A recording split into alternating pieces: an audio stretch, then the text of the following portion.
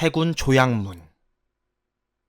내가 결혼한 그해 7월에는 잊지 못할 3건의 흥미로운 사건이 있었으니 그러한 사건을 통해 나는 셜록 홈즈와 교우하고 그의 방법에 대해 연구하는 특권을 누렸다. 지금도 내 노트에는 2번째 얼룩, 해군 조약문, 필요한 선장이라는 제목의 3가지 사건 기록이 남아있다. 하지만 그중 첫 번째 사건은 엄청난 이해관계가 걸려있을 뿐 아니라 영국의 명문 거족이 허다하게 관련된 사안이므로 앞으로 오랫동안 공개하는 것이 불가능할 것이다. 하지만 홈즈가 관계한 사건 중에서 그의 분석 방법의 가치를 그토록 명료하게 드러내고 그를 아는 사람들에게 그토록 깊은 인상을 남긴 사건은 없었다. 나는 아직도 그가 파리 경찰청의 무슈 디비그와 단치의 유명한 탐정 프린츠 폰 발트바움에게 설명해준 사건의 진상을 거의 그대로 기록한 노트를 간직하고 있다. 두 사람은 그때 사건의 격가지를 붙잡고 씨름하느라 힘을 낭비했다. 하지만 마음 놓고 그 이야기를 발표하려면 다음 세기나 되어야 할 것이다. 다음에 2번째로 목록에 오른 사건에 관해 말하자면 그것도 한때는 국가적 중대사가 될 뻔했고 또 매우 특이한 사건이기도 하다. 학창시절에 나는 퍼시 펠프스라는 친구와 가깝게 지냈는데 그는 나와 동갑이었지만 학년은 2학년 위였다. 퍼시는 비상한 두뇌를 타고 나서 학교에서 주는 상은 모조리 휩쓸더니 결국 장학금을 받고 케임브리지에 입학하여 계속 승승장구했다. 내 기억으로는 집안도 아주 좋아서 코올리게 시절부터 우리는 그의 외삼촌이 유명한 보수당 정치가 홀더스트 경이라는 사실을 알고 있었다. 하지만 아무리 든든한 배경도 학교에서는 거의 무용지물이었다. 오히려 그것 때문에 우리는 놀이터에서 그를 괴롭히고 나무막대로 정강이를 때리면서 짜릿한 기쁨을 느꼈던 것 같다. 하지만 그가 사회로 나갔을 때 그것은 완전히 다른 문제가 되었다. 나는 그가 뛰어난 능력과 후광 덕분에 외무부에 좋은 자리가 발탁되었다는 소문을 언뜻 들었지만 다음 편지를 받기 전까지 그의 존재는 내 기억 속에서 까맣게 지워져 있었다. 워킹의 브라이어 브레이 저택에서 친애하는 왓슨에게 자네가 3학년일 때 5학년이던 올챙이 펠프스를 잊지 않았겠지. 혹시 내가 영향력 있는 외삼촌 덕분에 외무부의 유망한 자리에 발탁됐다는 소문을 들었을지 모르겠군. 나는 끔찍한 불운이 닥쳐오기 전까지는 신망을 한 몸에 받았지만 이제는 파멸을 코앞에 두고 있네. 그 끔찍한 사건의 전말을 여기다 소상히 적고 싶은 생각은 없네. 자네가 내 부탁을 들어준다면 그때 가서 얘기하기로 하지. 나는 9주일 동안 뇌염을 앓다가 간신히 회복했다네. 그래서 아직도 몹시 허약한 상태에 있지. 자네 친구 홈즈 선생과 같이 나한테 와줄 수 있겠나? 경찰에서는 더 이상 어떻게 해볼 도리가 없다고 하지만 나는 이 사건에 대한 홈즈 선생의 견해를 듣고 싶네. 가능한 한 빨리 와줬으면 해. 너무도 신경이 곤두선 탓에 1분이 꼭 1시간처럼 길게 느껴지네. 홈즈 선생에게 내가 진작에 선생의 도움을 청하지 않은 것은 그분의 능력을 몰랐기 때문이 아니라 너무도 큰 충격 때문에 제정신이 아니었기 때문이라고 전해주게. 이제 정신이 들긴 했지만 병이 재발할까봐 그 일에 대해 깊이 생각할 엄두도 못 내고 있네. 나는 지금 편지를 쓸 힘도 없어서 남에게 대필시키고 있어. 홈즈 선생을 꼭 모셔와 주게. 옛 동창 퍼시 펠프스. 이 편지를 읽다 보니 코끝이 시큰해졌다. 홈즈를 데려오라는 얘기를 몇 번씩 되풀이한 걸 보니 가엾은 마음이 치솟았다. 퍼시가 그보다 어려운 일을 부탁했어도 들어주었을 텐데 하물며 홈즈가 좋아하는 일에서랴. 도움을 주는 홈즈는 항상 도움을 받는 의뢰인 만큼이나 열성적이었다. 아내 역시 이 일을 지체 없이 홈즈에게 알려야 한다는 생각이었고 그래서 나는 아침 시간에 득달같이 베이커가의 옛집으로 달려갔다. 홈즈는 실내복 차림으로 보조탁자 앞에 자리 잡고 앉아 화학실험에 여념이 없었다. 분쟁 가스 버너가 파란 불꽃을 피어 올리는 가운데 구부러진 커다란 증류기가 펄펄 끓어올랐다. 증류된 액체는 2m짜리 용기에 고이고 있었다. 내가 들어갔는데도 친구는 나를 쳐다보는 둥 마는 둥 했고 보아하니 몹시 중요한 조사를 하는 중인 것 같아 안락 의자에 앉아 기다리기로 했다. 홈즈는 이 병, 저 병에서 피펫으로 액체를 몇 방울 빨아 올렸다. 그리고 마침내 액체가 담긴 시험관을 식탁에 올려놓았다. 그는 오른손에 리트머스 시험지를 한 장 들고 있었다. 왓슨, 마침 아주 중요한 순간에 왔군. 그는 말했다. 이 시험지가 푸른색 그대로면 만사형통이고 빨간색으로 변하면 한 남자의 인생이 끝장나게 되네. 그가 시험관에 리트머스 시험지를 담그자 그것은 곧 탁한 진홍색으로 바뀌었다. 내 이럴 줄 알았지. 그는 소리쳤다. 왓슨, 잠깐 기다려주게. 슬리퍼 속을 뒤져보면 담배가 있을 걸세. 그는 책상 앞으로 다가가 전보 용지에 몇 줄 끼적거리더니 사환을 불러 그것을 넘겨주었다. 그리고 맞은편 의자에 털썩 주저앉아 무릎을 끌어올리고 두 팔로 길게 여윈 다리를 감쌌다. 아주 평범한 살인사건이지. 그런데 자넨 좀 더 그럴듯한 사건을 가져온 것 같군. 왓슨, 자네는 사건을 물어다주는 바다 제비일세. 이번엔 뭔가? 나는 편지를 건네주었고 그는 집중해서 편지를 읽었다. 별 얘기는 없군. 안 그런가? 그는 내게 편지를 돌려주며 말했다. 그런 셈이지. 하지만 필체가 흥미롭군. 이건 그 친구의 글씨가 아니라네. 맞아. 그건 여자가 쓴 글씨일세. 무슨 소리? 남자가 쓴 게 분명하네. 나는 소리쳤다. 아니야, 이건 여자 글씨야. 게다가 대단히 드문 성격의 소유자로군. 사건 조사를 시작하는 마당에 의뢰인이 좋든 나쁘든 흔치 않은 성격을 가진 사람과 가깝게 지낸다는 거 알아낸 것도 나름대로 의미 있는 일이지. 벌써 구미가 동하는구먼. 자네만 괜찮다면 당장 워킹으로 출발하세. 불행한 사건에 말려든 외무부 관리와 그가 구술한 편지를 받아 쓴 여성을 만나봐야겠어.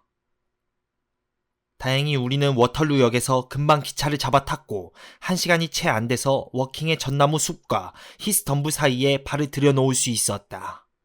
브라이어 브레이는 역에서 도보로 몇 분 거리에 있는 널따란 대지에 홀로 서 있는 큰 저택이었다. 명함을 들여보내자 우아하게 꾸며진 응접실로 곧장 안내받았고 잠시 후 약간 뚱뚱한 사나이가 나타나 반갑게 우리 맞았다. 그의 나이는 40에 가까워 보였지만 붉은 두 뺨과 명랑한 눈빛이 아직도 토실토실한 장난꾸러기 소년 같은 분위기를 풍겼다. 이렇게 와주셔서 얼마나 기쁜지 모르겠습니다. 그는 호들갑스럽게 악수하며 말했다. 퍼시는 아침 내내 두 분이 왔느냐고 묻고 있습니다. 아, 가엾은 친구. 그 친구는 지금 지푸라기라도 붙잡고 싶은 심정이죠. 퍼시의 부모님께서는 그 일에 대해서는 생각만 해도 못 견디게 괴로우시다고 저더러 두 분을 대신 만나라고 부탁하셨습니다. 우린 아직 아는 게 전혀 없습니다만. 홈즈는 찬찬히 말했다. 지금 말씀하시는 분은 가족은 아닌 모양입니다. 사내는 깜짝 놀라는 듯 하더니 아래를 흘끗 내려다보고 웃음을 터뜨렸다. 물론 이 로켓에 새겨진 JH라는 모노그램을 보셨겠군요. 나는 선생이 무슨 교묘한 수단이라도 쓰신 줄 알았습니다. 조셉 해리슨이라고 합니다. 퍼시는 내 동생 애니와 결혼할 예정이니 앞으로 내게는 매제가 되겠죠. 퍼시의 방에 가면 내 동생을 만날 수 있을 겁니다. 동생은 지난 2달 동안 약혼자를 지극정성으로 간병했죠. 어서 가보는 게 좋겠군요. 지금 눈이 빠지게 기다리고 있으니까요. 우리는 응접실과 같은 층에 있는 방으로 안내받았다. 방은 거실 겸 침실로 꾸며져 있었고 우아한 꽃다발이 구석마다 놓여 있었다. 몹시 여이고 창백한 청년이 창문 옆에 소파에 누워 있었다. 활짝 열린 창문을 통해 정원의 풍성한 향기와 상쾌한 여름 공기가 흘러들어왔다. 한 여성이 옆에 앉아 있다가 우리가 들어서자 자리에서 일어나 물었다. 퍼시, 나갈까? 청년은 여자를 붙들기 위해 손을 잡았다. 왓슨, 잘 있었나? 그가 부드럽게 말했다. 그렇게 콧수염을 길러놓으니 영 못 알아보겠군. 자네도 날 쉽게 알아보지 못했을 걸세. 같이 오신 분이 자네의 유명한 친구 셜록 홈즈 선생이시군. 나는 두 사람을 간단하게 인사시켰고 우리는 자리에 앉았다. 뚱뚱한 사나이는 방을 나갔지만 그의 여동생은 병자에게 손을 맡긴 채 방에 남았다. 그녀는 화려한 용모의 소유자였다. 비교적 키가 작고 통통한 편이었지만 아름다운 황갈색 피부와 이탈리아인 특유의 크고 검은 눈, 숱많은 검은 머리는 내 친구의 희고 수척한 얼굴과 현격한 대조를 이루었다. 바쁘신 분인 줄 잘 알고 있습니다. 퍼시는 소파에서 일어나 앉으며 말했다. 당장 본론으로 들어가도록 하지요. 홈즈 선생, 나는 사회적으로 성공한 행복한 사나이였습니다. 그런데 결혼을 코앞에 두고 갑자기 끔찍한 불행이 닥쳐서 완전히 파멸할 지경에 부딪혔습니다. 왓슨한테 들으셨는지도 모르겠지만 나는 외무부에 있습니다. 외삼촌이신 홀더스트 경의 후광으로 승진이 빨랐지요. 외삼촌은 이번 행정부에서 외무부 장관으로 취임하시고 저한테 몇 가지 임무를 맡겼는데 저는 항상 성공적으로 일을 마무리했습니다. 그러자 외삼촌은 저의 능력을 깊이 신뢰하게 되었지요. 거의 10주 전이었습니다. 정확히 말하면 5월 23일이었죠. 외삼촌께서 저를 집무실로 부르시더니 그동안 일을 잘했다고 칭찬해 주셨습니다. 그러더니 새로운 임무가 있다고 하시더군요. 자, 봐라. 외삼촌은 책상에서 회색 두루마리를 하나 꺼내며 말씀하셨습니다. 이건 영국과 이탈리아가 체결한 비밀 조약의 원본이다. 유감스럽게도 벌써 이 조약에 관한 이야기가 언론에 일부 새나갔다. 하지만 더 이상 내용이 유출되었다가는 중대한 문제가 야기될 거야. 프랑스와 러시아 대사관에서 어떤 비용을 치르고라도 이 비밀 조약의 내용을 입수하려고 할 것이다. 반드시 사본을 만들 필요가 있기에 망정이지. 그렇지 않으면 이 문서는 절대로 내 책상을 떠나서는 안 되는 것이다. 사무실에 네 책상이 있지? 예, 장관님. 그럼 이걸 가지고 가서 책상 서랍에 넣고 자물쇠를 채워둬라. 내가 너만 남고 다른 사람들은 퇴근하도록 일을 지시하마.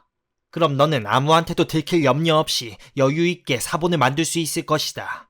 일이 끝나면 원본과 사본을 책상 서랍에 넣고 다시 자물쇠를 채워라. 그리고 내일 아침에 네가 직접 그걸 들고 오너라. 나는 기밀 문서를 받아들고 잠깐만. 홈즈가 말했다. 두 분이 대화를 나누는 동안 방에 다른 사람은 없었습니까? 물론입니다. 집무실의 크기는요? 가로 세로 9m. 방 한가운데서 말씀하셨습니까? 예, 그런 셈이지요. 그리고 작은 목소리로. 외삼촌은 항상 목소리를 낮춰서 말씀하십니다. 나는 거의 말을 안 했고요. 감사합니다. 계속하시죠. 홈즈는 눈을 감으며 말했다. 나는 장관님의 지시대로 하고 다른 직원들이 퇴근하기를 기다렸습니다. 그런데 같은 방을 쓰는 찰스 고로가 밀린 일을 하기에 잠깐 나가서 저녁 식사를 했습니다. 사무실에 돌아와 보니 퇴근했더군요. 나는 조셉, 즉 두 분이 방금 만난 해리슨 씨가 런던에 와 있고 밤 11시 기차로 워킹에 내려간다는 사실을 알고 있었습니다. 가능하면 조셉과 같이 내려가고 싶었기 때문에 일을 서둘렀죠. 조약문을 살펴보자 그게 얼마나 중요한 문서인지 곧 알 수 있었습니다. 외삼촌의 말씀은 조금도 과장이 아니었죠. 자세한 내용은 말할 수 없지만 그것은 삼국 동맹에 대한 대영 제국의 입장을 밝히고 프랑스 함대가 지중해에서 이탈리아 함대에 대해 완전히 우위를 점하게 될 경우 우리나라가 택할 정책 방향을 예시하는 문서라고 할 수 있습니다. 그 조약은 순전히 해군의 문제를 다루고 있었습니다. 맨 끝에는 고위 인사들의 서명이 있었지요. 나는 조약문을 대충 훑어보고 그걸 베끼는 작업에 착수했습니다. 그것은 불어로 쓰여진 장문의 문서였습니다. 조문은 26개의 항목에 달했지요. 나는 빨리 하노라고 노력은 했지만 9시가 됐을 때 베껴 쓴 건 9항목에 불과했습니다. 11시 기차를 타는 건 영 가망이 없는 일로 보였지요. 그런데 식곤증에다 온종일 일한 피로가 쌓여 졸음이 쏟아지기 시작했습니다. 커피 한 잔만 마시면 머리가 맑아질 것 같았죠. 그런데 아래층 계단 밑에 작은 수의실에선 수의가 밤샘 근무를 하면서 야근을 하는 관리들에게 알코올 램프로 커피를 끓여주곤 했습니다. 그래서 나는 수의를 부르려고 초인종 줄을 잡아당겼죠. 놀랍게도 호출을 받고 나타난 사람은 앞치마를 두른 늘수그레한 여인이었습니다. 몸집이 크고 못생긴 여자였는데 자긴 수의의 아내라며 여기서 잡부로 일하고 있다고 하더군요. 나는 커피를 주문했습니다. 두 항목을 더 베끼고 나니 아까보다 더 졸렸습니다. 나는 다리를 펴기 위해 일어나서 방 안을 오락가락했지요. 커피는 아직 오지 않았고 나는 왜 이렇게 늦어지는지 궁금했습니다. 그래서 어떻게 된 건지 알아보려고 사무실을 나와 복도로 내려갔지요. 사무실의 출입문은 하나뿐인데 그것은 불빛이 희미한 일직선의 복도로 이어져 있습니다. 복도 끝에는 완만하게 구부러진 계단이 나오고 계단 밑에 통로에 수의실이 있죠. 그런데 이 계단을 반쯤 내려가다 보면 작은 층계참이 나오는데 여기서 또 다른 복도와 직각으로 연결됩니다. 그리고 이 복도는 또 다른 계단으로 이어지고 그 계단에 내려가면 건물 옆문이 나옵니다. 이 문은 하인들뿐 아니라 찰스가에서 오는 직원들이 지름길로 이용하는 출입문이지요. 여기 대략 약도를 그려놓았습니다. 감사합니다. 무슨 말인지 충분히 이해가 되는군요. 셜록 홈즈가 말했다. 이제부터는 아주 중요한 부분이니 잘 들으셔야 합니다. 나는 계단을 내려가서 홀로 나갔습니다. 수위는 수위실 안에서 골아떨어져 있더군요. 알코올 램프는 켜져 있었고 주전자 물은 펄펄 끓고 있었습니다. 나는 주전자를 내려놓고 불을 껐습니다. 물이 바닥으로 끓어 넘치고 있었으니까요. 그리고 정신없이 자는 수위를 흔들어 깨우려고 손을 내미는데 머리 위에서 시끄러운 종소리가 났습니다. 그러자 수위가 화들짝 놀라며 일어나더군요. 펠프스 씨! 수위는 당황한 얼굴로 나를 쳐다보며 말했습니다. 커피가 다 됐는지 보려고 왔네. 주전자에 물을 끓이다가 그만 잠이 들었습죠. 수위는 나를 쳐다보고 아직도 울려대는 초인종을 올려다보더니 더욱 놀란 얼굴이 되었습니다. 대체 저 종은 누가 울린 겁니까요? 수위는 물었습니다. 종이라고? 나는 외쳤습니다. 저게 무슨 종인데? 저건 펠프스 씨의 사무실과 연결된 종인데요. 오싹 소름이 끼쳤습니다. 그렇다면 누군가가 귀중한 기밀 문서가 책상 위에 놓여있는 내 방에 들어갔다는 것입니다. 나는 미친 듯이 계단을 뛰어 올라갔습니다. 홈즈 선생, 내 방으로 통하는 복도에는 아무도 없었습니다. 방에도 아무도 없었지요. 모든 것은 아까 그대로였습니다. 내게 맡겨진 문서가 책상 위에서 감쪽같이 사라졌다는 사실을 빼면 말입니다. 사본은 남아있었지만 원본은 없었습니다. 홈즈는 몸을 바로하고 두 손을 마주 비볐다. 나는 이 사건이 그의 마음에 꼭 들었다는 걸 알 수 있었다. 그래서 어떻게 하셨습니까? 그는 중얼거렸다. 나는 도둑이 옆문을 통해 계단을 올라왔다는 것을 직감했습니다. 그자가 정문으로 들어왔다면 반드시 마주쳤을 테니까요. 혹시 그동안 도둑이 방이나 복도에 숨어 있던 건 아닐까요? 방금 복도의 불빛이 희미하다고 말씀하지 않으셨습니까? 그런 일은 애당초 불가능합니다. 사무실 안이건 복도건 쥐새끼 한 마리 숨을 수 없습니다. 은폐물이 없으니까요. 감사합니다. 계속 말씀해 주십시오.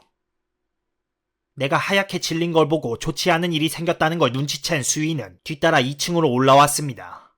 우리는 사무실을 뛰쳐나가 찰스가로 나가는 가파른 계단을 뛰어내려갔죠. 계단 밑에 출입문은 닫히긴 했지만 잠겨있지 않았습니다. 우린 그 문을 열고 밖으로 뛰어나갔죠. 나는 그때 이웃 건물의 시계에서 종소리가 3번 울렸던 걸 똑똑히 기억하고 있습니다. 9시 45분이었습니다. 대단히 중요한 사실이군요. 홈즈는 셔츠 소매에 메모를 하며 말했다. 그날 밤은 칠흑같이 어두웠고 미지근한 가랑비가 뿌리고 있었습니다. 찰스가에는 아무도 없었지만 화이트홀 쪽은 항상 그렇듯이 통행량이 아주 많았죠. 우리는 비를 맞으며 포장도로를 달려가다가 길 모퉁이에서 경관 한 사람을 만났습니다. 절도 사건이요. 나는 헐떡거리며 말했죠. 외무부에서 중요한 기밀 문서를 도난당했소. 혹시 여기로 지나간 사람이 없었소? 저는 15분간 여기 서 있었습니다. 경관은 말했습니다. 그동안 지나간 사람은 딱 한 명뿐입니다. 몸집이 큰 나이 지긋한 여자였는데 페이즐리 쇼를 두르고 있었죠. 그건 우리 마누라입니다요. 수위가 외쳤습니다. 다른 사람은 없었고요. 없었소. 그렇다면 도둑은 저쪽으로 간 게 틀림없습니다. 수위는 내 옷소매를 잡아당기며 소리쳤습니다. 그렇지 않아도 뭔가 미심쩍었는데 수위가 나를 자꾸 딴 곳으로 끌고 가려고 하자 더러 의심이 치밀었습니다. 그 여자가 어느 쪽으로 갔소? 나는 외쳤습니다. 모르겠습니다. 앞으로 지나가는 걸 보긴 했지만 그 아주머니한테 관심을 가질 만한 특별한 이유가 없으니까요. 아주 바쁘게 지나가더군요. 그게 언제였소? 얼마 안 됐습니다. 5분 안쪽이요. 예. 5분 이상은 안 됐을 겁니다. 여기서 시간 낭비를 하시면 안 됩니다. 지금은 1분 1초가 중요한 때 아닙니까요? 수인은 외쳤지요. 제 말을 믿어주십시오. 제 마누라는 그 일과 아무 상관없으니까 저쪽으로 가보셔야 합니다. 좋습니다요. 그럼 저라도. 그 말과 함께 수인은 화이트홀 쪽으로 달려갔습니다. 하지만 나는 당장 따라가서 그의 소매를 붙들었지요. 자네 주소가 어딘가? 나는 물었습니다. 브릭스턴 아이비길 16번지입니다요. 수인은 대답했죠. 하지만 펠프스 씨, 엉뚱한 일에 시간 낭비하지 마시고요. 저쪽으로 가서 목격자를 찾아보셔야 합니다요. 그렇게 해서 나쁠 건 없었습니다. 우린 경찰관과 함께 화이트홀 쪽으로 달려갔지만 그쪽 길은 오가는 마차로 가득했고 행인들도 아주 많았습니다. 하지만 비가 오는 밤이라 모두들 비를 피할 곳을 찾아가느라 종종 걸음을 치고 있었죠. 그곳을 지나간 사람이 있었는지 말해줄 만큼 한가한 사람은 없었습니다. 그래서 우리는 다시 사무실로 돌아와 계단과 통로를 샅샅이 뒤졌지만 아무 소용없었습니다. 사무실로 통하는 복도에는 미왕생 리놀륨 비슷한 게 깔려 있어서 자국이 아주 쉽게 남습니다. 우린 바닥을 자세히 조사했지만 발자국 같은 건 없었습니다. 저녁 내 비가 내렸습니까? 7시 경부터. 그러면 9시경에 방에 들어온 여자도 흙 묻은 발자국을 전혀 남겨놓지 않았다는 겁니까? 중요한 지적을 해주셨습니다. 그 당시에 저도 그 생각을 했습니다. 그런데 자벽부로 일하는 여자들은 원래 수의실에 신발을 벗어놓고 슬리퍼로 갈아 신는다고 하더군요. 그렇군요. 어쨌든 비가 오는 밤이었는데도 발자국이 전혀 없었다는 거죠. 참으로 흥미로운 사건임에 틀림없습니다. 그 다음에 어떻게 하셨습니까? 우린 사무실 내부도 조사했습니다. 거기에 무슨 비밀 출입구 같은 게 있을 리는 만무하고 게다가 창문은 지면에서 9m 높이에 있는 데다가 모두 안에서 잠긴 상태였죠. 카펫이 깔려 있으니 바닥에 무슨 뚜껑문 같은 게 있을 리는 없고 천장은 회칠한 보통의 천장입니다. 기밀 문서를 훔쳐간 자가 문을 통해 들어온 것은 분명합니다. 벽난로는요? 사무실엔 벽난로가 없습니다. 그냥 난로뿐이죠. 초인종 줄은 내 책상 오른쪽에 매달려 있습니다. 종을 울린 사람이 누구든 줄을 잡아당기려면 내 책상 앞으로 와야 합니다. 그런데 어떤 도둑이 일부러 종을 울리겠습니까? 그건 도저히 이해할 수 없는 일입니다. 흔치 않은 사건임에는 틀림없습니다. 그 다음에 어떻게 하셨습니까? 침입자가 어떤 흔적을 남겨놓지 않았는지 살펴보셨겠군요. 무슨 담배꽁초나 장갑, 머리핀 같은 사소한 물건을 떨어뜨리고 가지 않았는지 말입니다. 하지만 그런 건 전혀 없었습니다. 냄새도? 그건 미처 생각하지 못했군요. 아, 그런 조사에서 담배 냄새를 맡았다면 그것만 해도 큰 수확이었을 겁니다. 나는 담배를 피우지 않습니다. 그러니 그때 담배 냄새가 남아있었다면 그걸 몰랐을 리 없습니다. 거기엔 어떤 단서도 없었습니다. 유일하게 확인된 사실은 수희의 아내가 바삐 건물을 빠져나갔다는 것입니다. 수희는 아내가 항상 그 시간에 집에 간다는 설명밖에는 하지 못했습니다. 경찰관과 나는 여자가 기밀 문서를 가져갔다고 단정하고 그걸 없애기 전에 여자를 붙잡는 게 상책이라고 결론을 내렸습니다.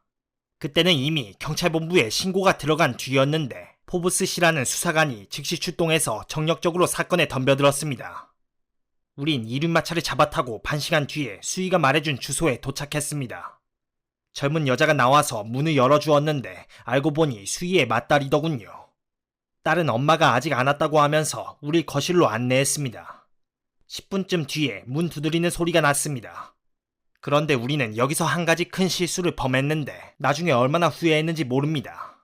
우리가 직접 나가지 않고 딸한테 문을 열어주도록 했던 겁니다. 딸의 말소리가 들리더군요. 엄마, 두 남자가 안에서 엄마를 기다리고 있어요. 다음 순간 통로를 뛰어가는 소리가 들렸습니다. 포브스와 나는 거실 문을 박차고 나가 뒷방인가 부엌인가로 달려갔죠. 그런데 여자가 우리보다 먼저 거기가 있었습니다. 그녀는 화난 얼굴로 우리 노려보다가 문득 내 얼굴을 알아보고는 깜짝 놀랐습니다. 아니, 사무실에 펠프스 씨 아니세요? 여자는 소리쳤습니다. 이봐요. 그럼 여기로 도망칠 때는 우리가 누군 줄 알았다는 거요?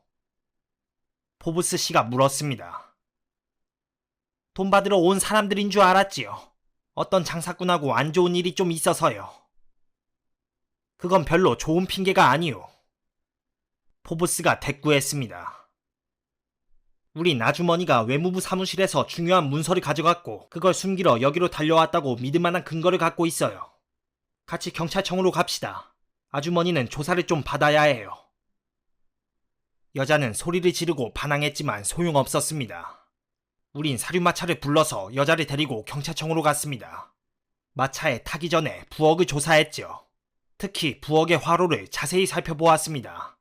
혹시 우리가 오기 전에 서류를 없애려고 했는지도 모르니까요. 하지만 재나 종이 조각 같은 건 전혀 없었습니다. 우린 경찰청에 도착해서 수희의 아내를 곧장 여자 조사관에게 넘겼습니다. 결과가 나오기를 기다리는 동안 나는 피가 마르는 심정이었습니다. 결국 문서는 나오지 않았습니다. 그제야 그 끔찍한 상황이 실감나기 시작하더군요. 그때까지 나는 계속 행동하고 있었고 그러는 동안에는 아무 생각도 떠오르지 않았습니다. 곧 조약문을 되찾을 거라고 확신하고 있었기 때문에 그렇지 못할 경우 어떤 결과가 빚어질 것인가에 대해서는 생각조차 하지 않았습니다. 하지만 이제 더 이상 어떻게 손 써볼 수 없는 상태가 되자 내가 어떤 처지에 놓였는지 생각할 수 있는 여유가 생긴 겁니다. 그것은 생각만 해도 무서운 일이었습니다. 여기 있는 왓슨한테 들으셨는지 모르겠지만 나는 학교 다닐 때도 예민하고 불안한 아이였습니다. 본디 그런 성격을 타고났죠. 외삼촌과 내각의 다른 강요들에 대해 생각해 보았습니다.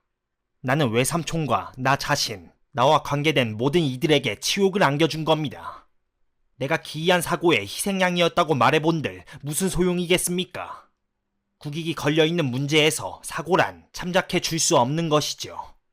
나는 치욕적으로 파멸한 것입니다. 이제는 아무 희망도 없습니다. 어째야 좋을지를 몰랐죠. 나는 그때 소란을 피웠던 것 같습니다. 경찰관들이 나를 핑 둘러싸고 위로해 주려고 하던 일이 어렴풋이 기억납니다.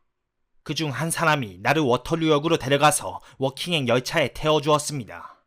이 근처에 사는 페리어 선생이 마침 같은 기차에 타지 않았다면 그 경찰은 여기까지 동행했을 겁니다. 페리어 선생은 친절하게도 나를 집까지 데려다주는 책임을 떠맡았는데 그건 참으로 다행한 일이었습니다. 나는 기차역에서 발작을 일으켰으니까요. 집에 닿았을 무렵엔 마구 헛소리를 해대는 미치광이가 되어 있었습니다. 의사가 초인종을 울려서 집안 식구들을 깨웠을 때 식구들이 내 상태를 보고 얼마나 놀랐는지 상상하실 수 있겠죠. 여기 있는 가엾은 애니와 어머니는 몹시 마음 아파했습니다. 페리어 선생은 기차역에서 형사들한테 들은 얘기가 있어서 사건의 전말을 대충 짐작하고 있었죠. 하지만 문제를 아는 것만으로는 아무 소용없었습니다. 내가 장기간 알아누우리라는 것은 불보듯 뻔했죠. 그래서 조셉은 이 침대에서 기분 좋게 자다가 갑자기 쫓겨났고 이 방은 내 병실이 되고 말았습니다. 홈즈 선생, 나는 여기서 9주일 동안 열에 들떠 헛소리를 하며 무의식 상태로 누워 있었습니다. 여기 있는 해리슨 양과 의사 선생이 돌봐주지 않았다면 아직도 병석에서 일어나지 못했을 겁니다. 낮에는 이 사람이 옆을 지켰고 밤에는 간호사가 간호했습니다. 나는 발광 상태에 있었기 때문에 무슨 짓을 저지를지 몰랐으니까요. 서서히 정신이 들었는데 기억이 완전히 회복된 것은 겨우 사흘 전의 일이었습니다. 가끔 아예 기억이 돌아오지 않았으면 하고 바랄 때도 있습니다.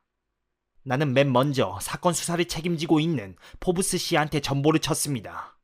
포브스 씨는 여기 와서 최선을 다했지만 어떤 단서도 확보하지 못했다고 했습니다. 수희 부부에 대해선 철저하게 조사했지만 전혀 성과가 없었다고 하더군요. 경찰에선 그날 밤 연장 근무를 했던 고로에게 혐의를 두고 있습니다. 고로를 의심하는 근거라곤 그가 늦게 퇴근했다는 것과 프랑스 성을 갖고 있다는 단 2가지 사실뿐이지요.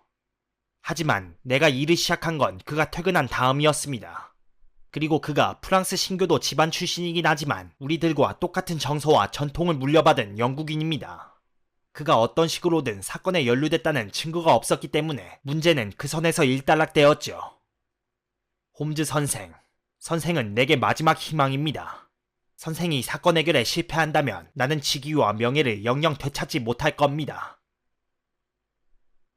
병자의 긴 이야기 끝에 몹시 피로한 듯 쿠션에 등을 기댔다. 숙녀는 각성제를 잔에 따라주었다. 홈즈는 고개를 젖히고 눈을 지그시 감은 채 묵묵히 앉아 있었다. 모르는 사람에게 그런 모습은 무관심한 태도로 보였을 테지만 나는 그것이 가장 깊은 집중을 의미한다는 걸 잘 알고 있었다. 설명이 아주 명쾌하십니다. 홈즈는 마침내 입을 열었다. 그래서 별로 질문할 것도 없군요. 하지만 아주 중요한 문제가 하나 있습니다. 그렇게 특별한 임무를 맡았다는 얘기를 다른 사람에게 한 적이 있습니까? 아니요. 예를 들면 여기 계신 해리슨 양에게도요. 그렇습니다. 임무를 부여받은 뒤에 여기 다녀간 적이 없으니까요. 혹시 가족들 중에 누군가가 마침 그때 펠프스 씨를 찾아간 것은 아닐까요? 그런 일은 없었습니다. 가족들 중에서 사무실 내부를 잘 아는 분은 안 계십니까? 오, 다들 거길 구경했죠. 하지만 펠프스 씨가 비밀 조약에 대한 얘기를 아무한테도 안 한 게 사실이라면 이런 조사는 무의미한 것이지요. 난 아무한테도 말하지 않았습니다. 수희가 어떤 사람인지는 좀 알고 계십니까? 군 출신이라는 것밖에 모릅니다. 어느 연대에서 복무했다던가요? 글쎄요. 콜드스트림 근위 연대라고 들었던 것 같은데요. 감사합니다. 자세한 얘기는 포부스한테 듣기로 하죠. 경찰은 사실을 수집하는 능력은 탁월하니까요. 물론 그것을 항상 효과적으로 활용하는 것은 아니지만 말입니다. 참 예쁜 장미로군요. 홈즈는 활짝 열린 창가로 다가가 장미에 휘어진 줄기를 집어들고 진홍색과 녹색이 화사하게 조화된 꽃을 내려다보았다. 나는 홈즈에게 그런 면이 있을 줄은 몰랐는데 그가 자연의 대상물에 관심을 나타낸 적이 한 번도 없었기 때문이다. 세상에서 종교만큼 추론을 필요로 하는 분야는 없습니다. 그는 창틀에 등을 기대며 말했다. 논리적 훈련을 쌓은 사람은 종교를 정밀 과학으로 변화시킬 수 있죠. 나는 신의 자비에 대한 가장 강력한 증거가 꽃이라고 생각합니다. 다른 모든 것들, 예를 들면 힘이나 욕망, 음식 따위는 1차적으로 인간 존재를 위해 필수 불가결한 요소이죠. 하지만 이 장미는 잉여물입니다. 이 향기와 색채는 삶의 조건이 아니라 장식이죠. 신이 잉여물을 내려주는 것은 자비심 때문이고 그래서 나는 우리가 꽃을 보고 희망을 가져야 한다고 말하는 겁니다. 퍼시 펠프스와 약혼녀는 홈즈가 이런 논리를 펼치는 동안 놀람과 실망이 역력한 얼굴로 그를 쳐다보았다. 홈즈는 장미를 든 채 몽상에 잠겼다. 이렇게 몇 분간 시간이 흐르자 숙녀가 참지 못하고 말했다. 홈즈 선생님, 이 사건의 해결 가능성이 있다고 보십니까? 그녀는 가시돋친 목소리로 물었다. 사건. 홈즈는 화들짝 놀라며 현실로 돌아왔다. 이 사건이 대단히 복잡하고 난해하다는 걸 부정하는 건 어리석은 짓이 될 겁니다. 하지만 자세히 조사해보고 무슨 결과가 있을 경우엔 알려드리겠다고 약속드리지요. 무슨 단서라도. 펠프스 씨는 7가지 단서를 제공해 주셨습니다.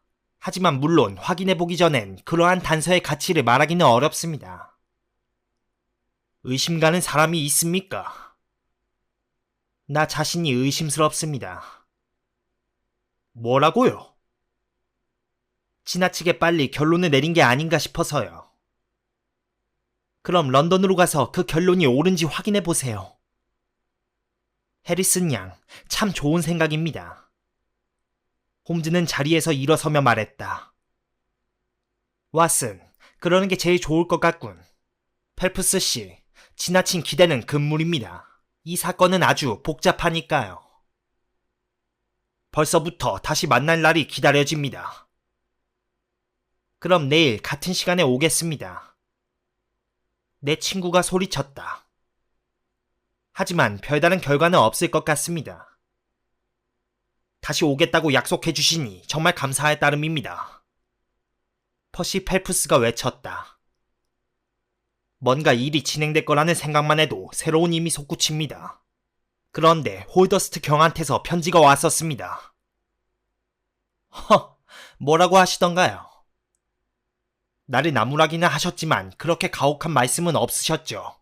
아마 내가 몹시 아프다는 걸 참작해서 말을 삼가하셨을 겁니다. 그러면서 사안이 대단히 중대하다는 걸 몇 번 강조하시고 내가 건강을 회복하기 전까지는 나의 거치 문제에 대한 결정을 유예해야 할 거라고 하셨습니다. 물론 나를 해직하는 문제를 말씀하시는 거지요. 어쨌든 나는 불운을 만회할 시간을 벌게 되었습니다. 참으로 합리적이고 사려 깊은 조치로군요. 홈즈는 말했다. 가세 왓슨, 런던에 가서 할 일이 많으니까 말이야. 조셉 해리슨이 마차로 우리 역까지 바래다 주었고 우린 곧 기차에 올라탔다. 홈즈는 클래펌 역을 지날 때까지 말 한마디 없이 깊은 사색에 잠겨 있었다. 이렇게 고속으로 달리는 기차를 타고 저런 집들을 내려다보면서 런던으로 들어가는 건 정말 기분 좋은 일일세. 나는 차창밖 풍경이 칙칙했기 때문에 홈즈가 농담하는 줄 알았다. 그러나 그는 곧장 설명을 달았다. 슬레이트 지붕 위에 외롭게 솟아있는 저 큰 건물들을 보게 회색 바다 위에 뜬 벽돌섬 같지 않은가? 기숙 학교들일세. 여보게, 저건 등대일세. 미래의 길잡이이지. 저 학교들은 수백 개의 빛나는 씨앗을 품은 꼬투리일세. 저기서 더 나은, 더 현명한 미래의 영국이 튀어나올 거야. 그런데 펠프스라는 사람 술은 안 마시겠지? 그럴 거라고 생각하네. 나도. 하지만 우린 모든 가능성을 다 고려해봐야 하지. 그 가엾은 친구가 깊은 수렁에 빠진 건 틀림없는 사실이지만 우리가 그를 무사히 구해낼 수 있을지는 의문일세. 자넨 해리슨 양에 대해서 어떻게 생각하나? 대가 찬 여성이지. 그래. 하지만 분명히 나쁜 쪽은 아니야. 그 오누이는 노서머랜드 부근의 어느 철기 제조업자의 자녀라네. 다른 형제는 없지. 펠프스는 지난 겨울 여행 중에 해리슨 양을 만나 약혼했는데 이번에 약혼녀를 가족들에게 인사시키려고 집에 데려갔네. 오빠는 보호자로 따라갔지. 그런데 갑자기 사건이 터지는 바람에 해리슨 양이 그 집에 계속 머물면서 약혼자를 간호했고 오빠 조셉도 그 집이 편하다는 거 알고 같이 남은 거라네. 자네도 알다시피 나는 독자적으로 몇 가지 조사 활동을 벌이고 있었지. 하지만 오늘은 정말 조사로 하루를 다 보내겠군. 병원은? 나는 말을 시작했다. 그래, 자네 환자들이 내 사건보다 더 흥미롭다면.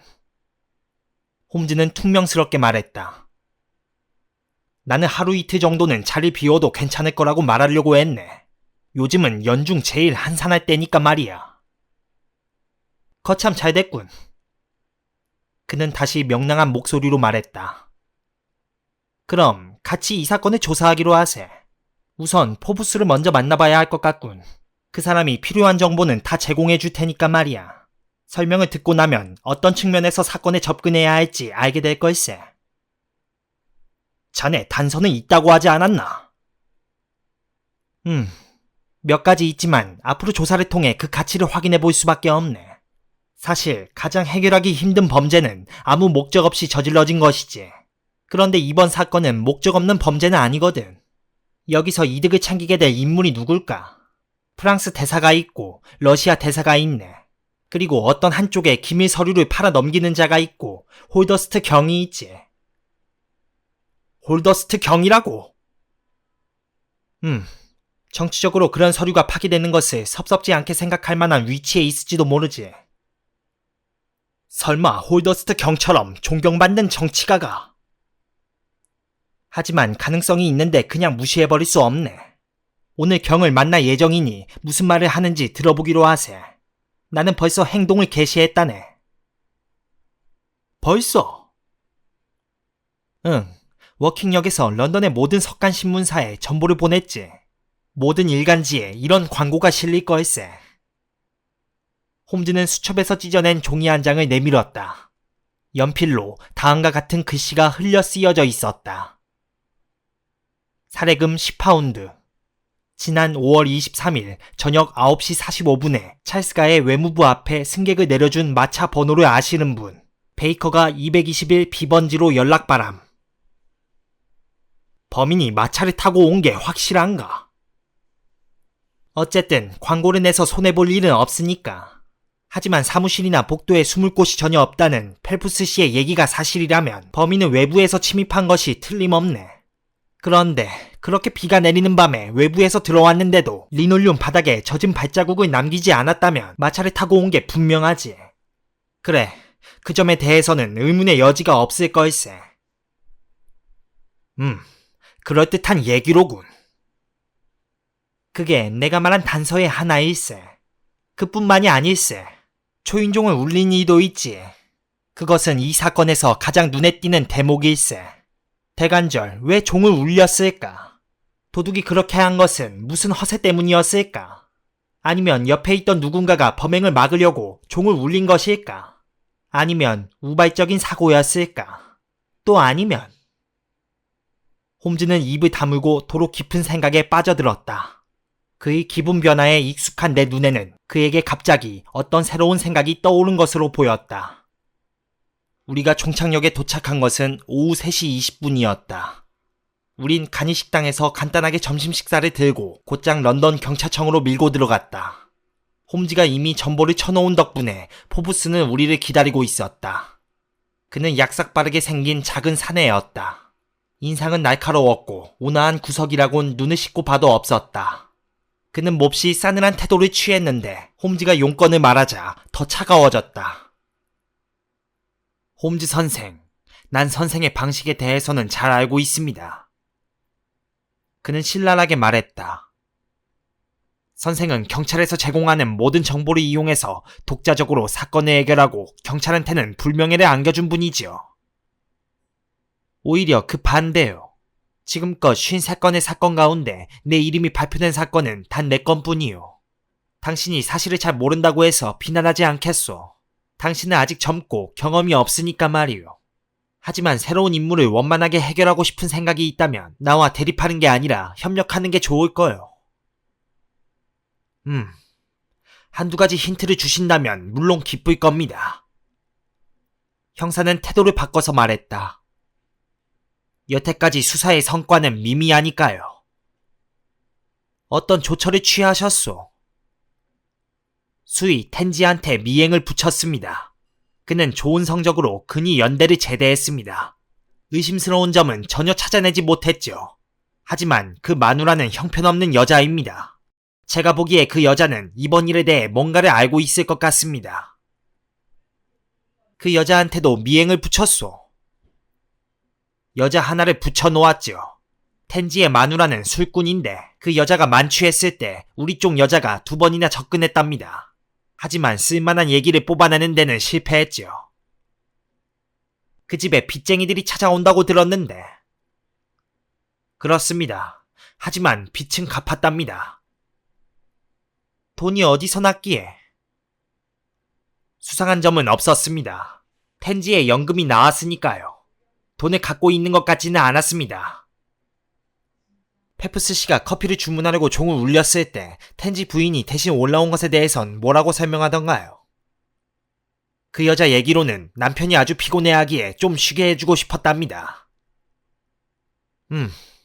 그건 그 다음에 수희가 잠이 든 채로 발견된 사실과 일치하는군. 텐지 부인의 성격 말고는 이상한 점이 전혀 없다 이거지. 그런데 그날 밤에 왜 그렇게 서둘러 나갔는지는 물어보았소.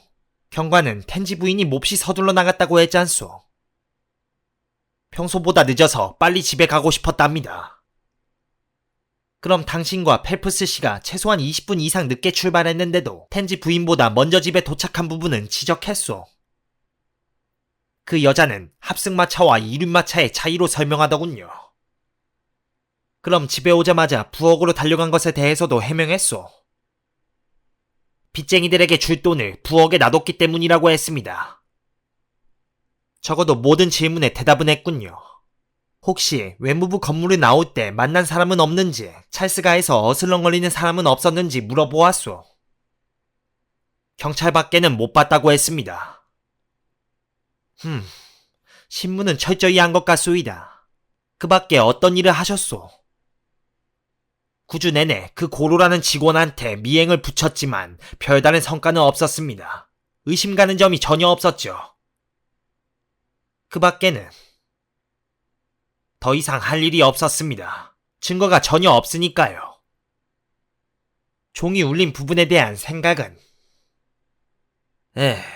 솔직히 말해서 그건 도저히 납득이 안 갑니다. 그렇게 종을 누른 걸 보니 어떤 놈인지 몰라도 아주 대담한 자였을 겁니다. 그렇소. 그건 정말 기묘한 행동이었소. 질문에 대답해줘서 정말 감사하오. 범인을 찾게 되면 제일 먼저 연락해주리다. 왓슨, 가세. 나는 사무실에 나서며 물었다. 이제는 어디로 갈 건가? 현직 장관이자 미래의 영국 수상인 홀더스트 경을 면담할 걸세. 다행히 홀더스트 경은 아직 다우닝가의 집무실에 있었다. 홈즈가 명함을 올려보내자 우린 곧장 안으로 안내받았다. 정치가의 특유의 구식 예법으로 우릴 맞아들여 벽난로 양쪽에 호화스러운 소파에 한 사람씩 앉히고 자신은 그 사이에 융단 위에 섰다. 그는 키가 훌쩍 크고 호리호리했으며 날카로운 용모, 사색적인 얼굴과 희끗거리는 고수머리가 범상치 않은 느낌을 주었는데 진정한 의미에서의 귀족처럼 보였다. 홈즈 선생, 선생의 이름은 익히 알고 있소이다. 장관은 미소를 지으며 말했다. 물론 선생이 방문한 목적을 모르는 척할 수 없겠소. 외무부에서 선생이 관심을 가질 만한 사건은 단 하나뿐이니 말이요. 그런데 누구의 의뢰를 받고 오셨는지 물어봐도 되겠소? 퍼시 펠프스의 의뢰를 받았습니다. 홈즈가 대답했다. 가엾은 내 조카. 선생도 짐작하시겠지만 우리가 혈연 관계에 있기 때문에 그 애를 감싸주는 것이 더욱 어렵다오. 이번 사건은 그 애의 장래에 극히 불리할 것 같소. 하지만 조약문을 되찾는다면? 물론 그렇다면 문제가 달라질 거요. 장관님, 한두 가지 질문드리고 싶은 게 있습니다. 힘 닿는 한 기쁜 마음으로 협조하겠소. 장관님께서는 문서의 복사 지시를 이 방에서 하셨습니까? 그렇소. 그럼 누가 엿들었을 가능성은 거의 없겠군요. 그건 불가능한 일이요. 조약의 사본을 만들 거라는 얘기를 누구한테 하신 적이 있습니까? 없소. 확실합니까? 확실하오. 장관님께서도 그런 말씀을 하신 적이 없고 페프스 씨도 그런 말을 한 적이 없고 그리고 그 문제에 대해 아무도 몰랐다면 방에 도둑이 든 것은 순전히 우연이었군요. 도둑은 우연하게 비밀 조약문을 발견하고 가져간 것입니다. 장관은 빙그레 웃었다. 그건 내 분야가 아니요. 홈즈는 잠시 생각에 잠겼다가 말했다. 또 한 가지 아주 중요한 문제를 의논드리고 싶습니다. 제가 들은 바에 따르면 장관님께선 이 조약문의 내용이 외부에 알려지면 중대한 결과가 초래될 거라고 걱정하셨다는데요. 정치가의 표정이 풍부한 얼굴에 언뜻 그늘이 스쳤다. 그렇소. 중대한 문제가 생길 거요. 그런데 그런 문제가 생겼습니까? 아직은 아니요. 만약에 조약문이 프랑스나 러시아 외무부로 흘러들어갔다면 장관님은 그걸 곧 알게 될 거라고 생각하시는지요? 필경 그럴 거요. 홀더스트 경은 얼굴이 찌푸리고 말했다. 그런데 거의 10주가 지났는데도 아무 소식이 없다면 무슨 까닭인지 몰라도 조약문이 아직 그곳에 전달되지 않은 게 분명합니다. 홀더스트 경은 어깨를 들썩했다. 하지만 홈즈 선생, 도둑이 조약문을 액자에 넣어서 걸어놓으려고 훔쳐갔다고 볼 수는 없지 않소. 더 좋은 값을 받으려고 기다리고 있는 모양이죠. 하지만 그자가 더 시간을 끈다면 전혀 대가를 못 받게 될 거요. 몇 달 뒤엔 조약이 공개될 예정이니 말이요. 아주 중요한 지적이십니다. 홈즈가 말했다. 물론 도둑이 갑자기 병에 걸렸다고 가정할 수 있겠지만 예를 들어 급성 뇌염으로 쓰러졌다. 장관은 홈즈를 흘끗 쳐다보며 말했다. 전 그렇게 말하지 않았습니다. 홈즈는 침착하게 말했다. 장관님, 바쁘실 텐데 저희가 너무 오래 지체한 것 같습니다. 그럼 안녕히 계십시오.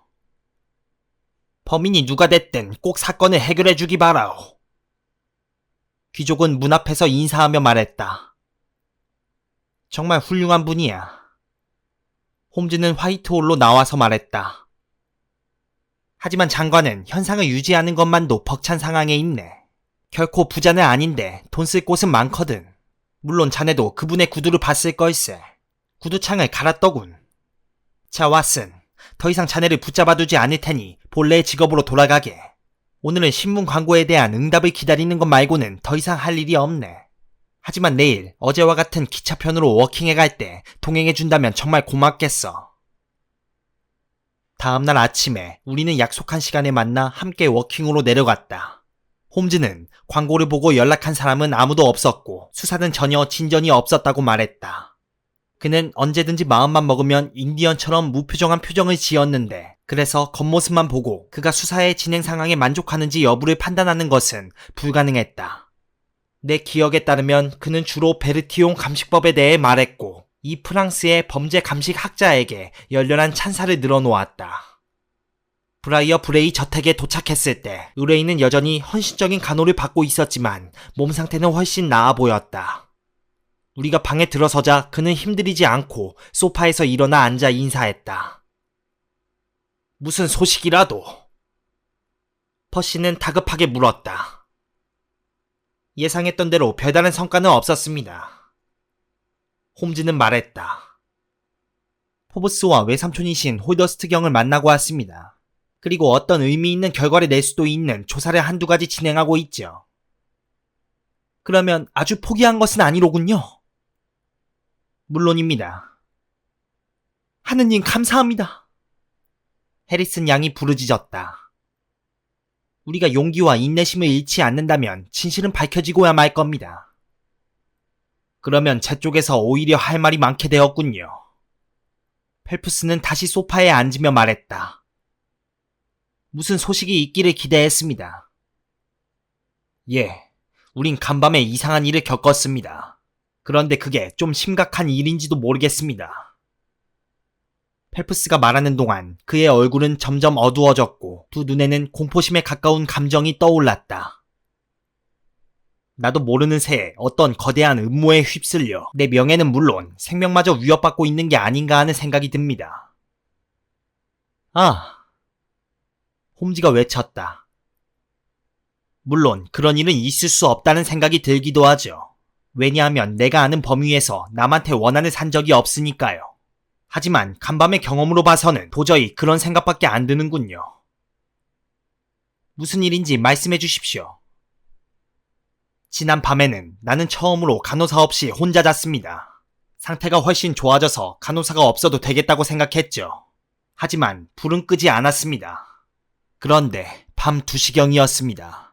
어렴풋이 잠이 들었는데 갑자기 작은 소리 때문에 잠이 깼습니다.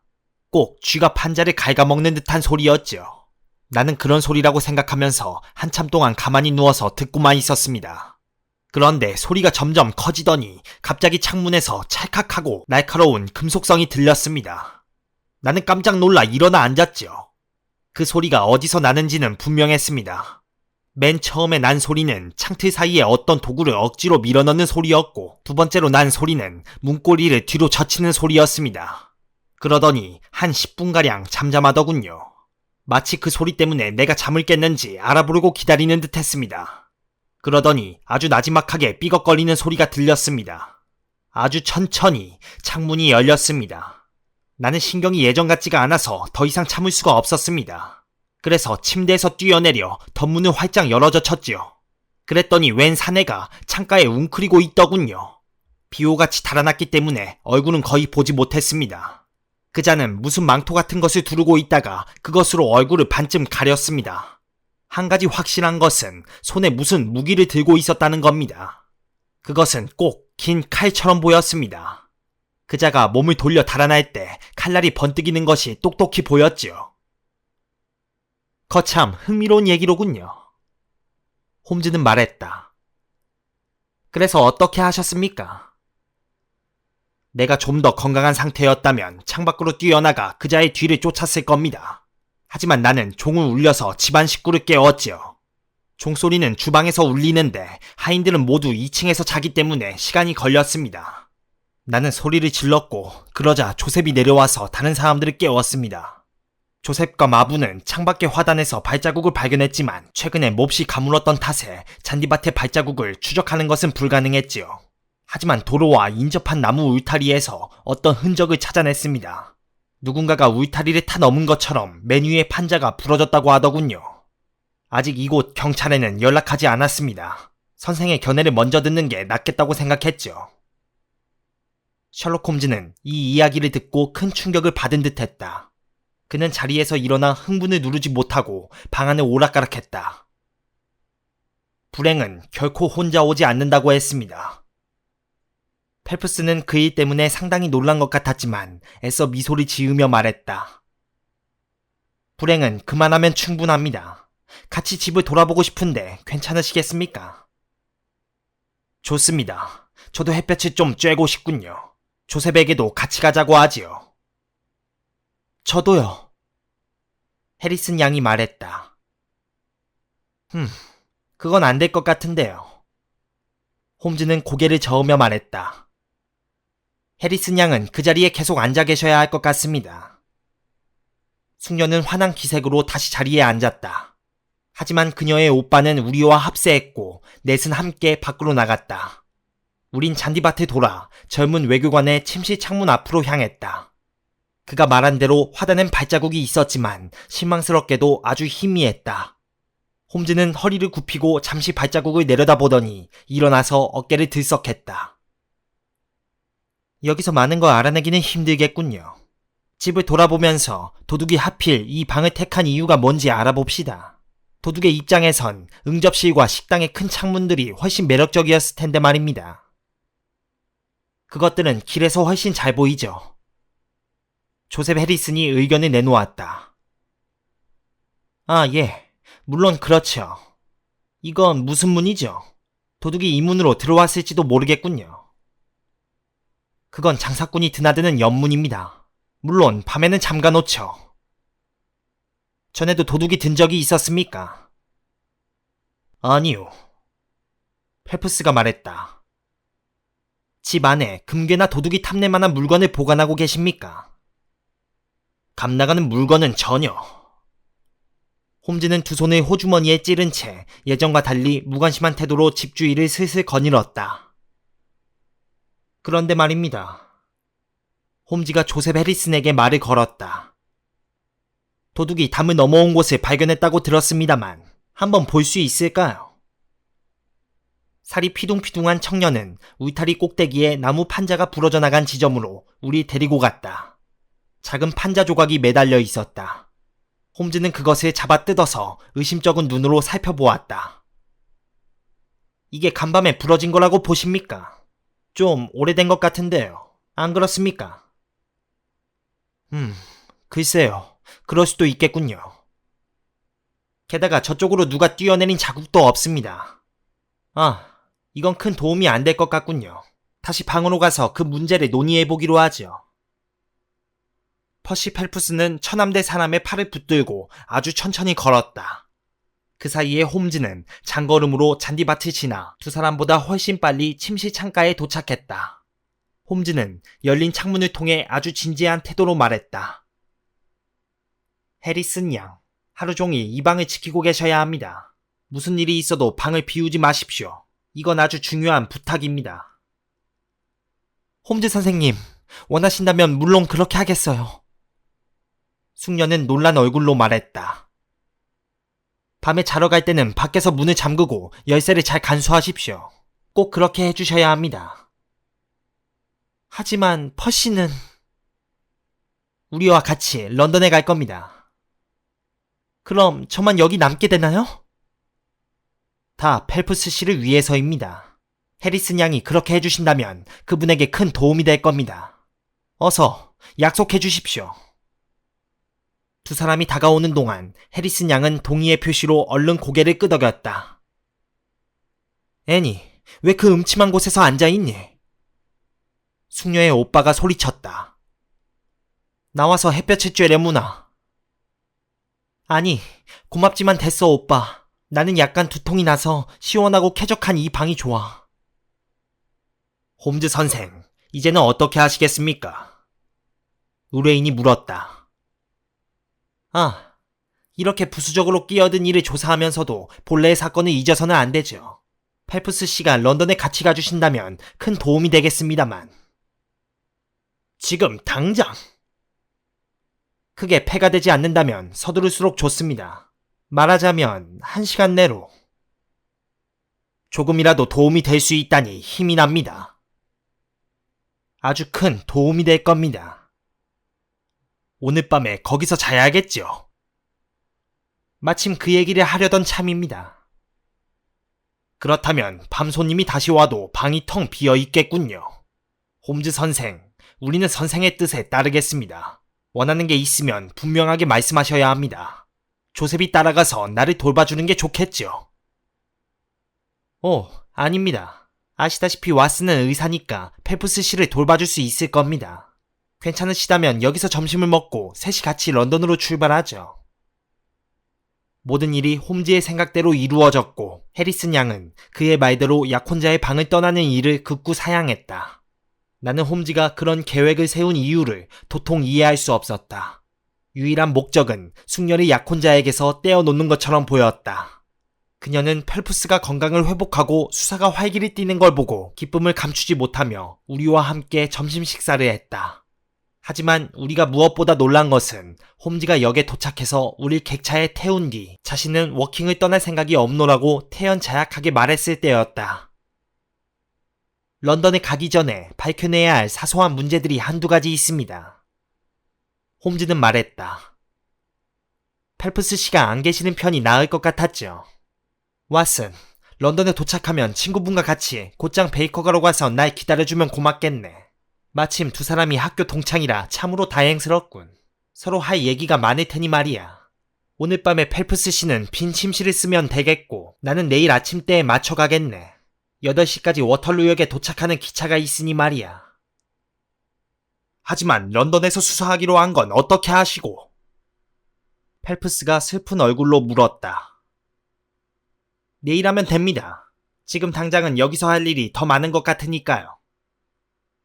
기차가 움직이기 시작했을 때 펠프스가 소리쳤다. 우리 집에 가면 내일 밤까지는 갈 거라고 전해주십시오. 난 다시 거기로 돌아갈 생각은 없습니다. 홈즈는 이렇게 대답하고 기차가 쏜살같이 역 구내를 빠져나가는 동안 쾌활하게 손을 흔들었다. 펠프스와 나는 기차칸에서 그 문제에 관해 토론했지만 사태가 이렇듯 새로운 국면으로 발전한 이유에 대해서는 그럴듯한 설명을 찾아내지 못했다. 홈즈가 간밤에 도둑이 든 사건에 대해 어떤 단서를 찾아내려는 게 아닐까. 그게 정말 도둑이었다면 말이지. 하지만 내가 보기에 그자는 보통 도둑이 아닐세. 그럼 뭐라고 생각하는데? 자네는 내 신경이 예민해진 탓으로 돌릴지도 모르겠지만 나는 어떤 중대한 정치적 음모에 휘말린 것 같아. 그리고 이유가 뭔지는 몰라도 음모를 꾸민 자들은 내 목숨을 노리고 있네. 내 말이 터무니없는 얘기로 들릴지도 모르겠지만 사실을 생각해보게. 훔쳐갈 것도 없는데 내 방에 침입하려고 했던 이유가 뭐겠나? 또 긴 칼을 들고 온 건 무엇 때문이고? 혹시 그게 지렛대 같은 건 아니었나? 아닐세. 그건 칼이었어. 나는 칼날이 번쩍 빛나는 걸 똑똑히 봤다네. 하지만 그렇게 집요하게 자네를 괴롭히는 이유가 대체 뭔가?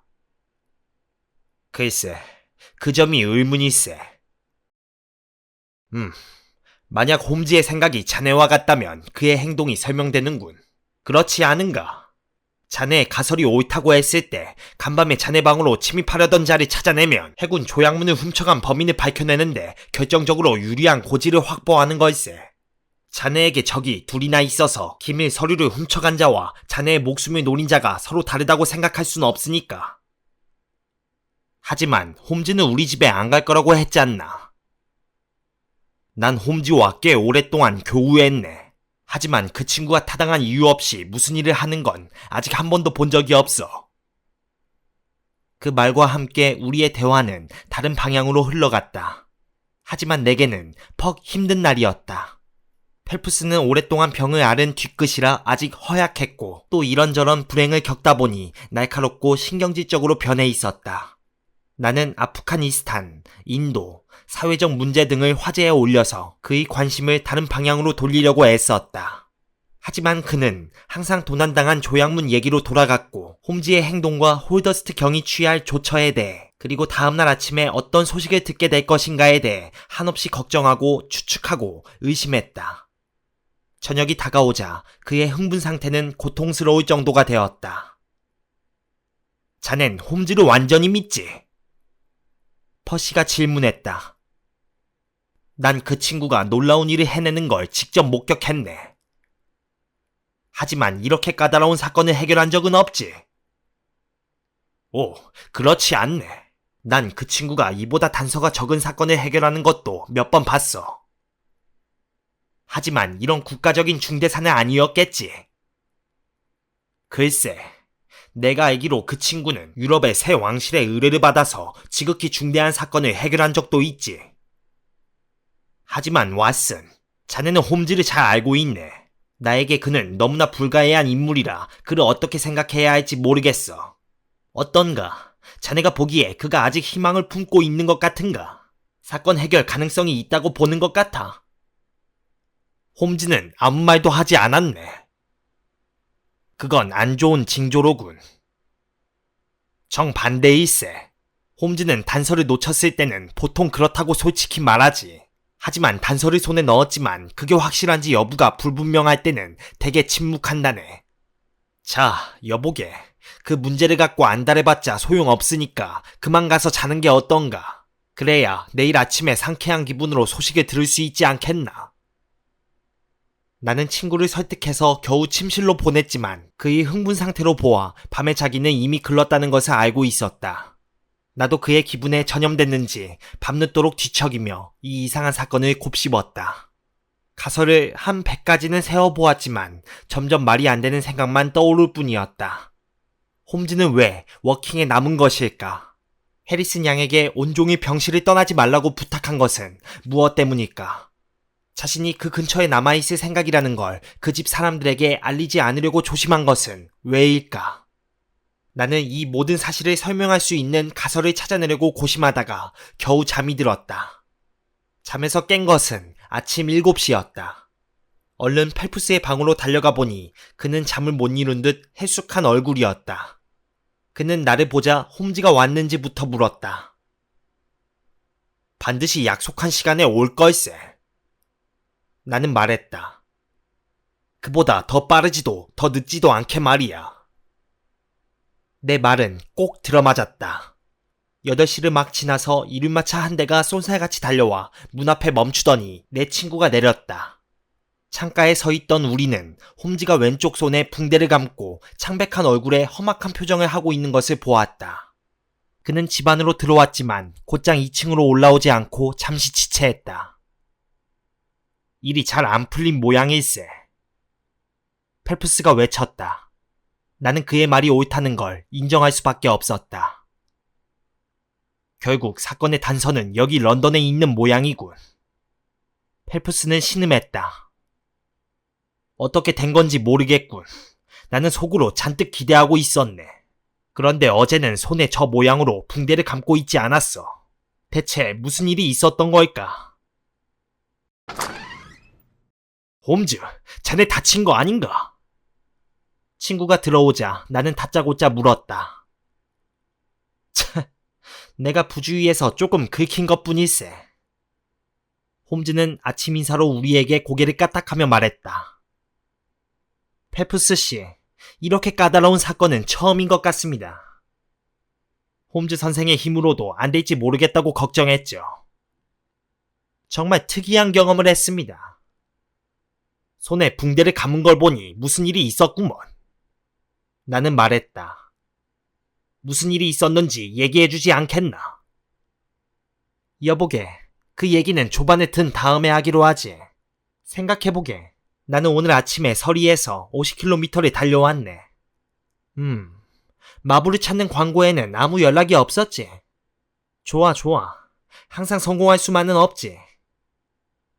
식사 준비를 끝내고 종을 울리려고 하는데 허드슨 부인이 차와 커피를 날라왔다. 그리고 잠시 후 뚜껑을 덮은 3인분의 음식을 가져다 놓고 우린 식탁에 앉았다. 홈즈는 허기진 듯 했고 나는 호기심에 가득 차 있었고 펠프스는 몹시 침울했다. 허드슨 부인이 기지를 발휘했군.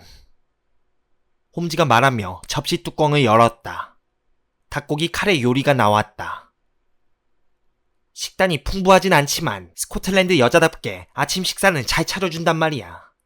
왓슨, 자네는 뭔가? 햄하고 달걀이세. 나는 대답했다. 좋군.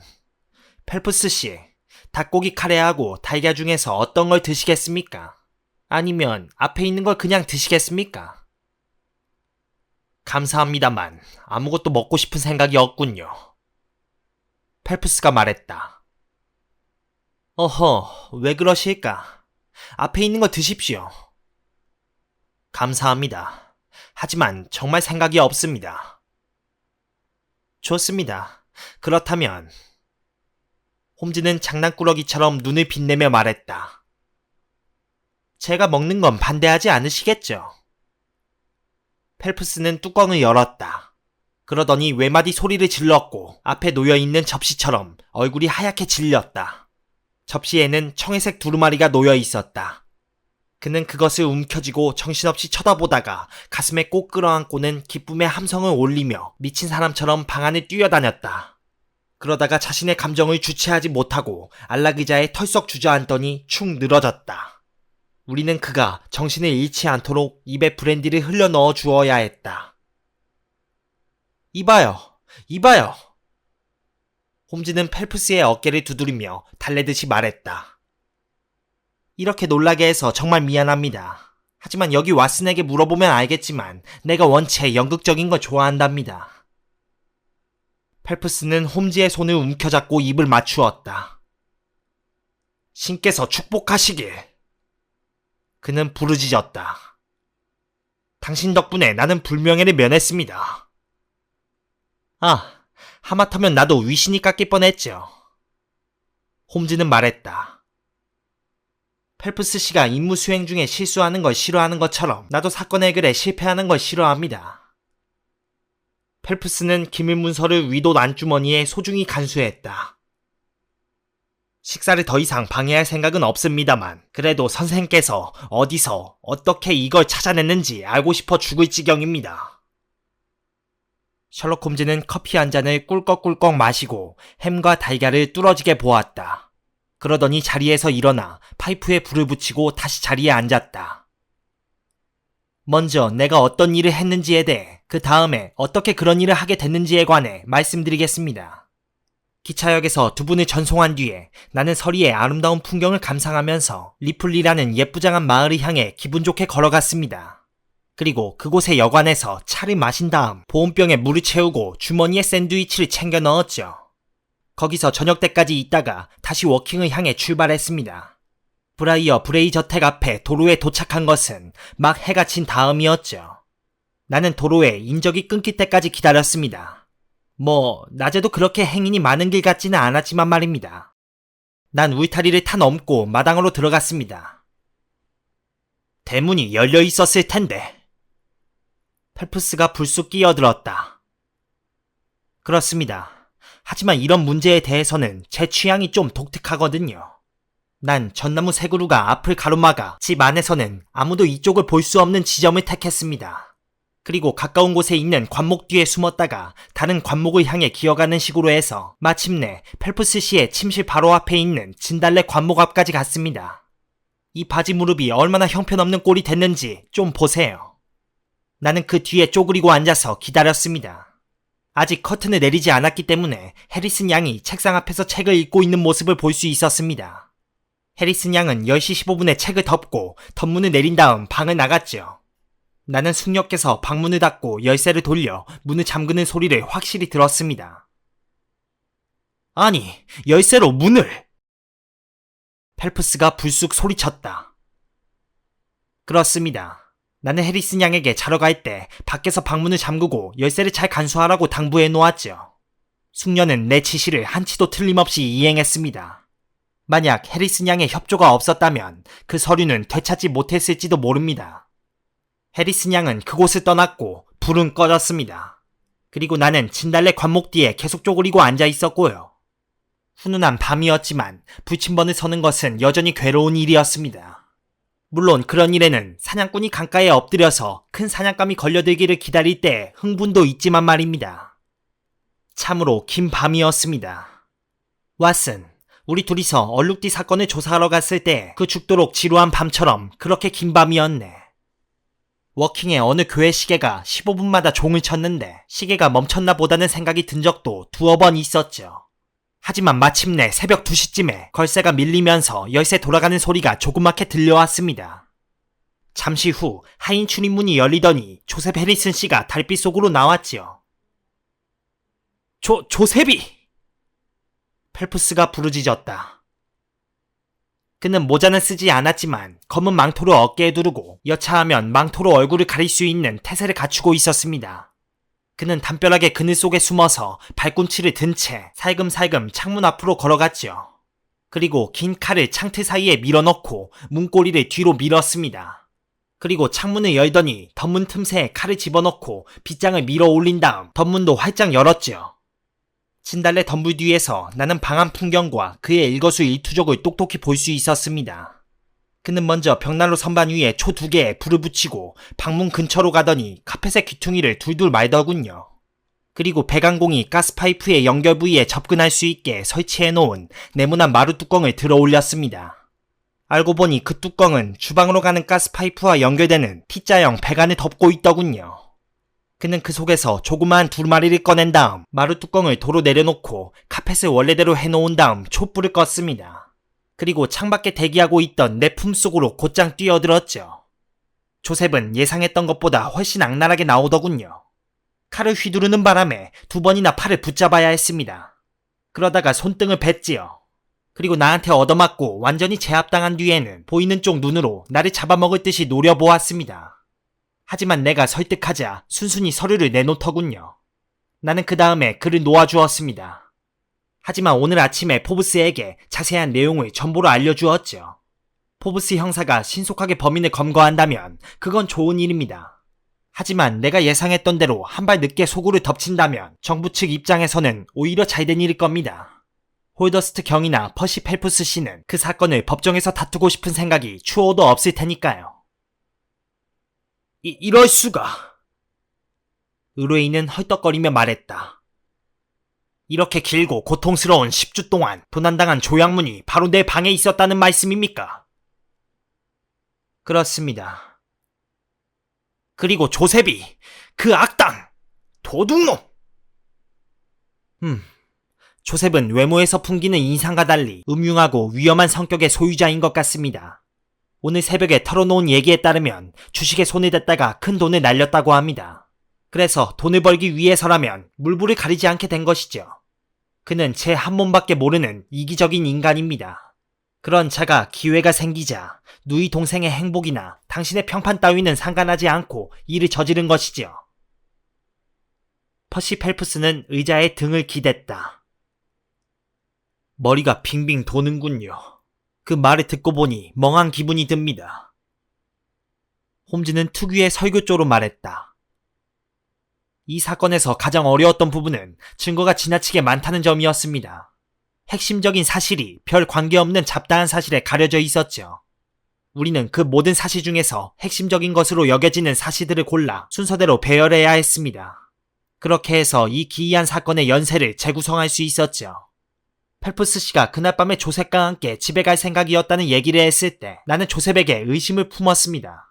외무부 건물을 잘 아는 그가 도중에 당신 사무실에 들를 가능성이 컸기 때문이었죠. 그리고 누군가 당신 방에 침입하려고 했다는 사실을 알게 됐을 때 나의 의심은 확신으로 변했습니다. 그 방에 무엇인가를 감출 수 있는 사람은 조셉뿐이었으니까요. 왜 그날 밤에 당신이 의사와 함께 집에 갔을 때 조셉이 자다 말고 딴 방으로 쫓겨났다고 하지 않았습니까?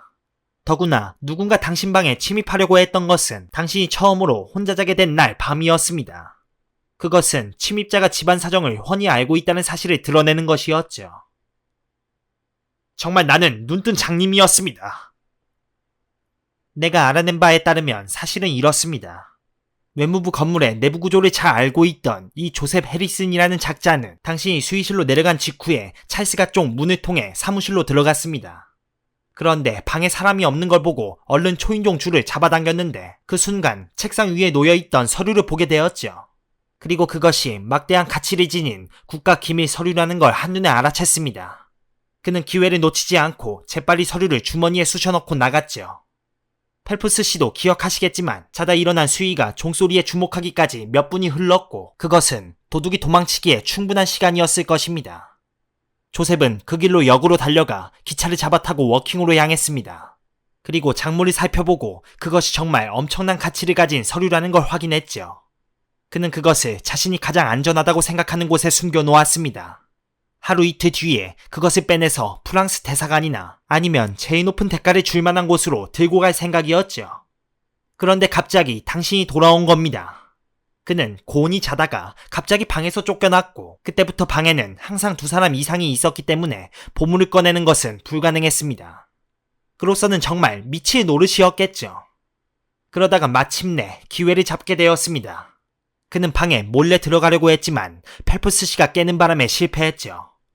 혹시 그날 밤에 늘 드시던 약을 빼먹지 않으셨습니까? 그랬습니다. 조셉 해리슨은 아마 그 약이 톡톡히 효과를 발휘하도록 미리 손을 써놨을 겁니다.